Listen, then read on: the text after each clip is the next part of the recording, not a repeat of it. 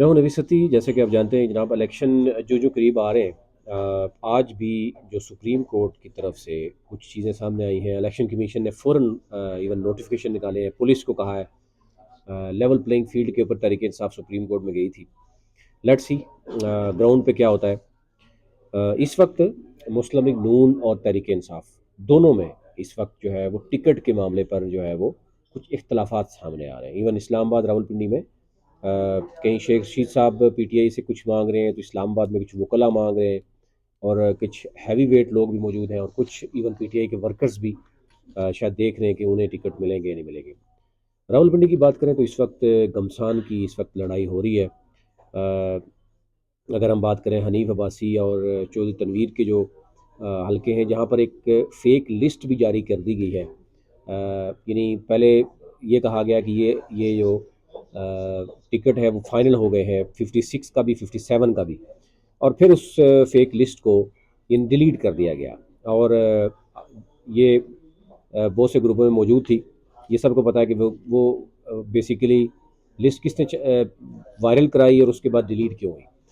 Any हो, इस वक्त मामला जो रावलपिंडी में NA 55 है, 56 और 57 में मामला, पहले तो 55 56 57 थी, अब मामला 55 में भी पहुंच चुका है। वो कैसे, वो मैं आपको बताता हूँ। और इन 3 नेशनल असम्बली की सीट्स के नीचे 6 सूबाई असम्बली की सीटें हैं, जहाँ पर मकम्मल कन्फ्यूजन है, क्योंकि आप समझते हैं कि 6-7 हैवी वेट यहाँ पर कैंडिडेट हैं, और वहाँ पर जो है वो आपस में रसाकशी जारी है।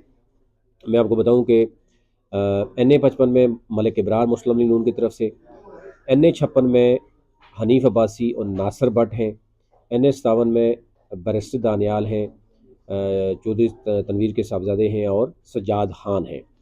अब जब कागजात नामजदगी जमा हो रही है तो उसमें बहुत सी चीज़ें सामने आ गई हैं कि इवन के चौधरी तनवीर के अपने ही सगे भतीजे ने भी कागजात जमा करा दिए, चौधरी सरफराज अफजल ने।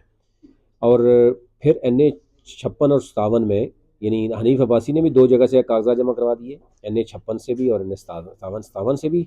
और बैरिस्टर दानियाल ने भी 2 जगहों से कर दिए, NA 56 और 57 से। और फिर बैरिस्टर यानी चौधरी सरफराज अफजल ने भी कागजात जमा करा दिए। अब एक तो फैमिली के अंदर भी लड़ाई चल रही है, और दूसरा शेख रशीद से खुफिया डील की बात की जा रही है कि उनसे भी कोई मामला हो रहे हैं। पहले तो ये बेसिकली नज़र आ रहा था कि शायद हनीफ अब्बासी और चौधरी तनवीर एक ग्रुप इकट्ठे हो गए हैं, लेकिन अब मामलात यहाँ पर भी काफ़ी गड़बड़ नज़र आ रहे हैं।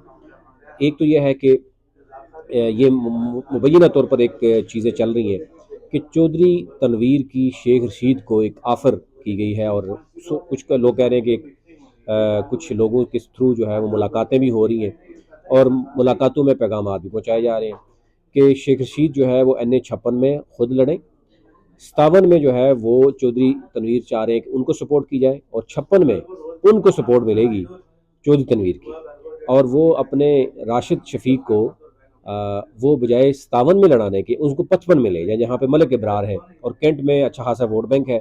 अगर उनको तहरीक इंसाफ की तरफ से मामला होते हैं तो उनको कायल किया जा रहा है कि तहरीक इंसाफ का अच्छा खासा कैंट में वोट है।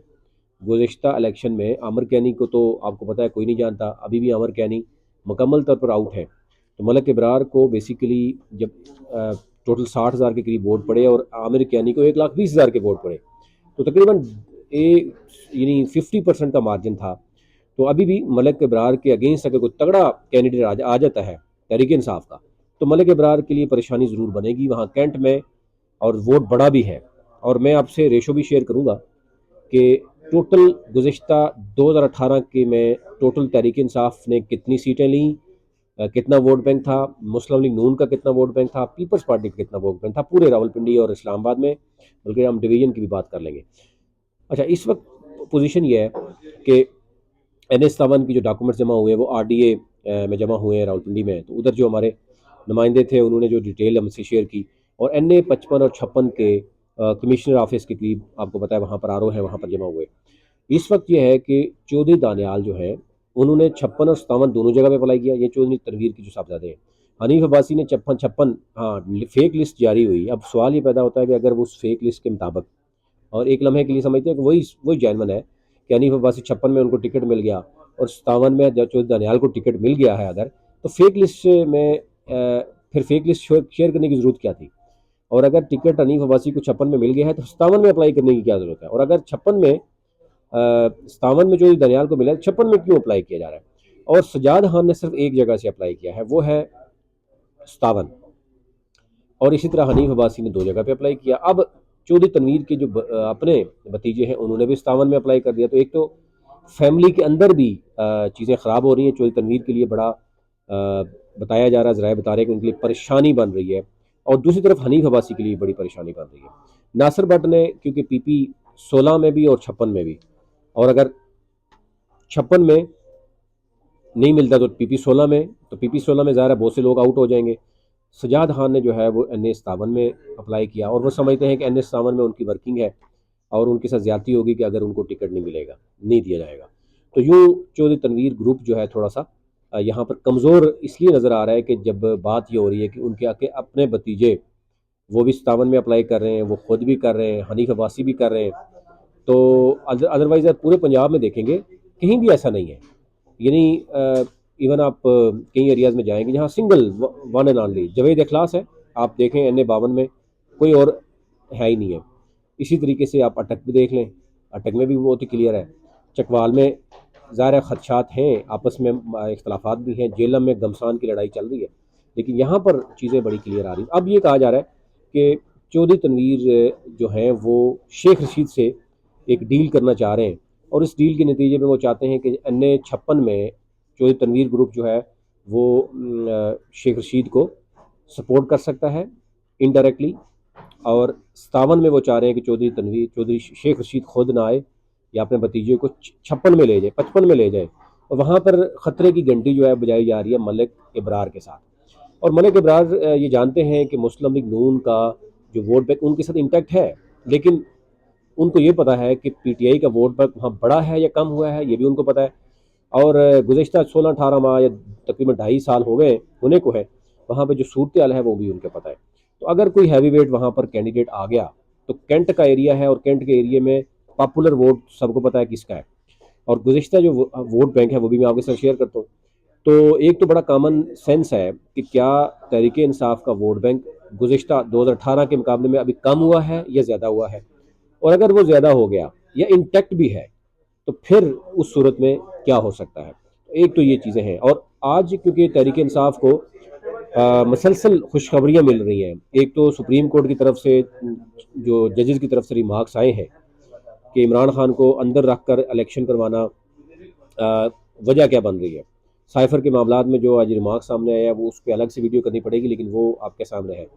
बल्ले के निशान पर भी बहुत सी चीज़ें हैं, पेशावर हाई कोर्ट ने जो है वो क्लियर चीज़ें सामने ले आई हैं, और अब इलेक्शन कमीशन यहाँ पर मुकम्मल तौर पर जो है वो मफलूज नज़र आता है। इलेक्शन कमीशन पे बड़ा प्रेशर है चीफ इलेक्शन कमिश्नर के, जो उसको कहा गया था वो पॉसिबल उसके लिए हो रहा है नहीं। अगर एक तरफ से वो पॉसिबल होता है, दूसरी तरफ से वो अपनी साख जो थोड़ी बहुत भी अभी उनकी है, क्योंकि ज़ाहिर है उनको अपने ही इदारों की तरफ से प्रेशर है कि वो अब तो उनको अपने ही लोगों से ये भी कहा जा रहा है कि आप इस्तीफ़ा दें और घर जाएँ। तो एनी हो, ये वो पोजीशन इस वक्त बन चुकी है। नासिर भट्ट सजाद खान ग्रुप जो है वो अच्छा खासा डैमेज कर रहा है इस वक्त, और अगर ये दोनों टिकट भी लेने में कामयाब हो जाते हैं तो अच्छा खासा जो है वो ग्रुपिंग बड़ी मजबूत हो जाएगी। और मैंने गुज़िश्ता वीडियो में आपको कहा था कि हनीफ अब्बासी के हवाले से एक ये ज़रूर डिस्कशन हुई थी, मरियम नवाज़ को पैगाम पहुँचाया गया था कि इस्लामाबाद हो या रावलपिंडी हो, हनीफ अब्बासी के हवाले से मुस्लिम लीग नून के अंदर से ही बहुत ज़्यादा उनके ख़िलाफ़ चीज़ें चल रही हैं कि उन्होंने इस्लामाबाद में भी इंटरफेरेंस की शहबाज शरीफ के साथ मिलकर। वो CDA से लेकर तमाम मामला देखते रहे और इग्नोर किया गया तीनों हलकों को, जिसकी वजह से अभी नुकसान हो रहा है मुस्लिम लीग नून का। गुज़िश्ता 16 माह में इस्लामाबाद के उम्मीदवार पीछे रहे, डॉक्टर तारिक फजल चौधरी नाराज़ रहे कि हमारे हुकूमत रही, लेकिन वो पीछे रहे, अकील अंजम पीछे रहे, इसी तरह राजा वकार उनको नज़र ही नहीं आए। तो अब वोट लेना उनके लिए थोड़ा मुश्किलात हैं, क्योंकि हनीफ अब्बासी इंटरफेरेंस करते रहे हैं। तो ये अभी सूरत है आज, क्योंकि कल जो है तहरीक इंसाफ फैसला करने जा रही है, तो वो भी बड़ा हादसा होगा। अगली वीडियो में मैं आपको वैसे बताता हूँ कि इस्लामाबाद रावलपिंडी में टोटल कितना वोट पड़ा, मैं आपसे रिज़ल्ट भी शेयर करता हूँ, और जो अभी उम्मीदवार जितने कागजात जमा करवा चुके हैं उसकी भी सारी डिटेल आपके सामने रखता हूँ कि अब क्या होने जा रहा है, किस किस ने कागजात जमा कराए हैं, कहाँ कहाँ पे करेगा। तो आपसे रिक्वेस्ट ये होगी कि हमारा जो ग्लोबल इलेक्शन ऑब्जर्वर नेटवर्क है उसको फॉलो कीजिए। मेरा जो अकाउंट है नवीद सती के नाम से यूट्यूब, इसको सब्सक्राइब कीजिए। टिकटॉक अकाउंट है, ट्विटर है, फेसबुक है और इंस्टाग्राम है, ताकि आप को हर तरह की स्पेशली इलेक्शन के हवाले से अपडेट कर सकें।